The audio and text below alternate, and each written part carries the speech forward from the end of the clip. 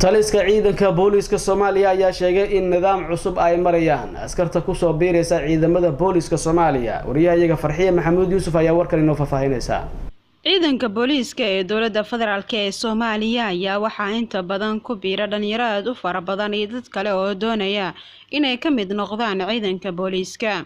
Maraan booqana xarunta tababarada ciidanka booliska ee General Kaahiye ayaa waxa ka socda diiwaangelinta dhalinyarada ku biiraysa ciidanka booliska.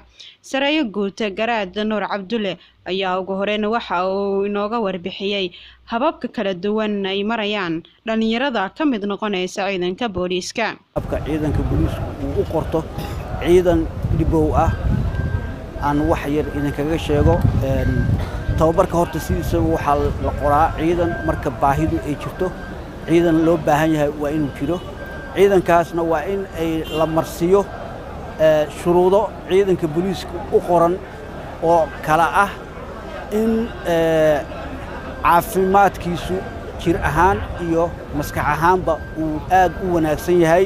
sidoo kale maraan weydiiyay heerka aqoonta ay ku qaataan qofka doonaya inuu ka mid noqdo booliska ayaa waxa uu ku jawaabay in uu af Soomaaliga qori karo akhrina karo dhirirkiisu uu ka gaabneen 1 mitir iyo 60. ugu dambeyntii ayaa waxa uu ka warbixiyay gabagabada tababarka ay qaadanayaan ciidanka haatan loo qaatay dhalinyaradan haatan ka mid noqotay ciidanka booliska. qorshaha kale ee xiga ayaa waxa uu yiri waxaa xigi doona in ciidanka halkii loo qorsheeyay marka hore oo loo qoray inuu shaqadii uu qaban lahaa tababar gaar u sii galo. dhalinyarada Soomaaliyeed ayaa waxa ay yihiin kuwa inta badan ku biira ciidanka booliska Soomaaliya iyagoona ay kala duwan tahay heerarka aqooneed ay leeyihiin. Farxiye Maxamuud Yuusuf, Somali News TV, Muqdisho.